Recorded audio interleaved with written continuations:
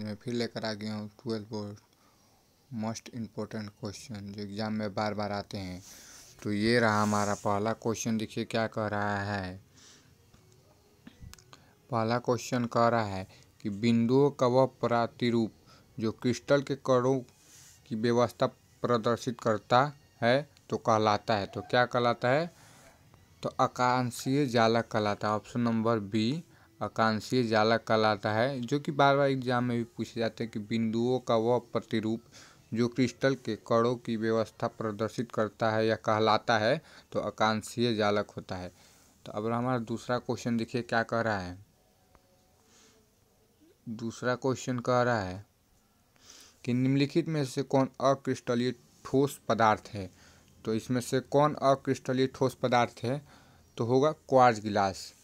Option number सी quartz गिलास।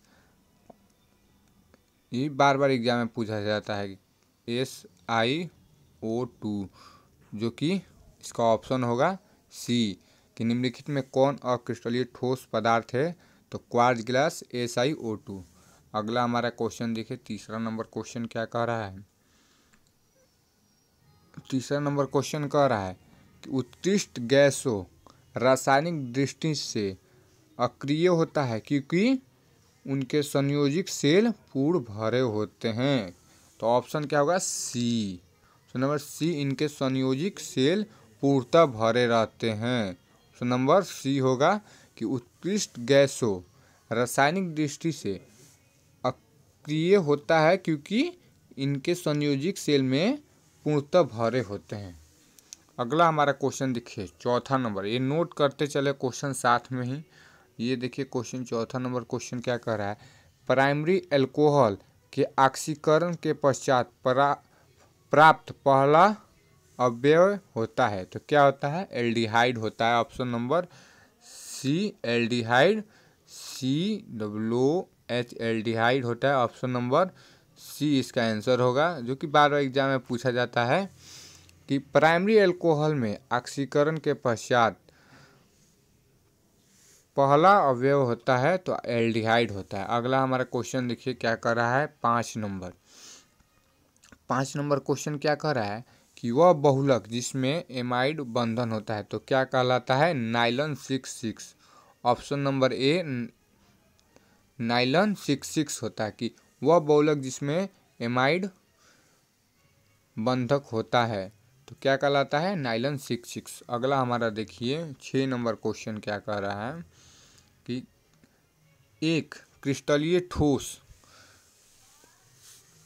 में होता है तो एक क्रिस्टलीय ठोस में क्या होता है? दीर्घ प्रासरण कोटि। क्या होता है? दीर्घ प्रासरण कोटि। Option number a long range order. Option number A दीर्घ प्रासरण कोटि लॉन्ग रेंज ऑर्डर, जो कि बार बार एग्जाम में पूछे जाता है कि एक क्रिस्टल ठोस का उदाहरण होता है दीर्घ प्रासी कोटि लॉन्ग रेंज ऑर्डर, इंग्लिश में कहा जाता है इसको। अगला हमारा देखिए 7 नंबर क्वेश्चन क्या कह रहा है।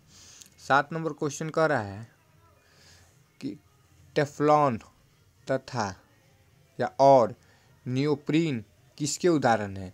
तो ये टेफ्कॉन और नियोप्रीन समबहुलक के उदाहरण हैं। क्या है? समबहुलक के उदाहरण हैं। किसके? समबहुलक के।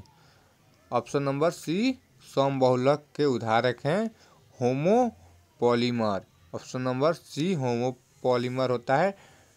टेफ्लॉन तथा नियोप्रीन किसके उदाहरण हैं? तो समबहुलक होमोपॉलीमर। अगला हमारा देखिए 8वां नंबर क्वेश्चन क्या कह रहा है। ये भी बार बार एग्जाम में पूछे जाते हैं कि पायरानोजोल वलय में कितने कार्बन परमाणु होते हैं। तो पायरानोजोल वलय में कितने परमाणु संख्या होते हैं? तो ऑप्शन नंबर 5 होगा, बी 5। ऑप्शन नंबर बी इसका 5 आंसर होगा। क्या कर रहा है? पायरानोजोल वलय में कितने कार्बन परमाणु होते हैं? तो 5 इसका आंसर होगा, जो कि एग्जाम में बार बार पूछे जाते हैं। अगला देखिए हमारा 9 नंबर क्वेश्चन क्या कर रहा है। 9 नंबर क्वेश्चन कह रहा है कि निम्नलिखित में से शुगर में सबसे मीठा कौन सा आता है। तो आप लोग को मालूम होगा कि सबसे मीठा क्या होता है। तो फ्रुक्टोज होता है। फ्रुक्टोज सबसे मीठा होता है। ऑप्शन नंबर डी, जो बार बार एग्जाम में पूछा जाता है। ऑप्शन नंबर डी क्या, कि सबसे मीठा क्या होता है शुगर में, तो फ्रुक्टोज होता है। ऑप्शन नंबर बी, इंग्लिश में भी फ्रुक्टोज ही कहा जाता है। अगला देखिए हमारा 10 नंबर क्वेश्चन क्या कह रहा है। 10 नंबर क्वेश्चन कर रहा है, आणविक अवस्था में फास्फोरस किस रूप में पाया जाता है। तो आणविक अवस्था में फास्फोरस P4 के रूप में पाया जाता है। ऑप्शन नंबर सी, P4 के रूप में पाया जाता है। ऑप्शन नंबर सी इसका आंसर सही होगा, P4 के रूप में पाया जाता है। ये भी बार बार एग्जाम में पूछे जाते हैं। क्या कर रहा है, इंग्लिश में भी ये CBSE बोर्ड के लिए भी, कि in which from the phosphorus found in molecules state P4 answer होगा। अगला देखिए हमारा 11 नंबर क्वेश्चन क्या कह रहा है कि केराटिन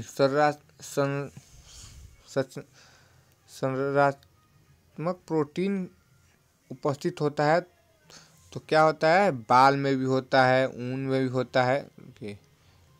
ऑप्शन गलती हो रहा है, क्या कह रहा है, एक बार और पढ़ ले रहा हूँ, पढ़ने में थोड़ा ठीक होता रहा है।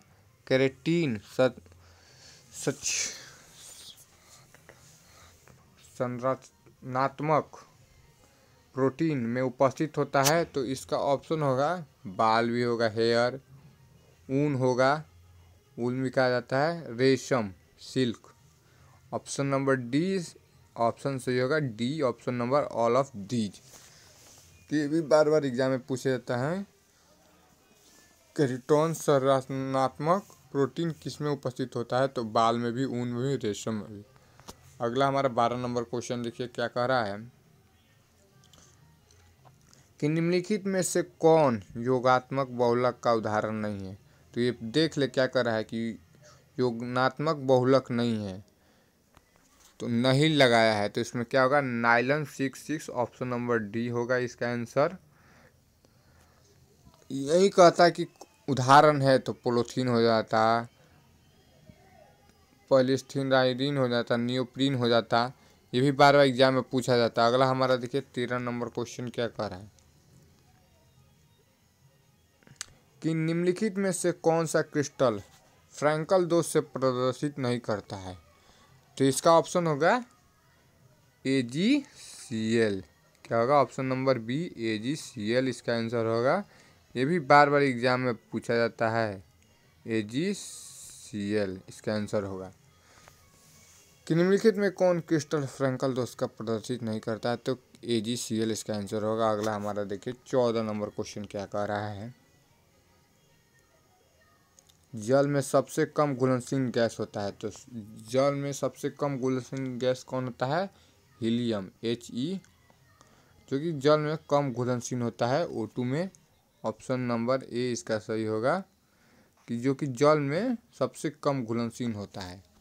अगला और हमारा लास्ट क्वेश्चन 15 नंबर देखिए क्वेश्चन क्या कह रहा है। लास्ट क्वेश्चन ये रहा हमारा कि अणुचुंबकीय उत्पन्न होने का कारण है। तो अणुचुंबकीय उत्पन्न होने का क्या है, अयुग्मित इलेक्ट्रॉन, अयुग्मित electron. Option number C, unpaired electron.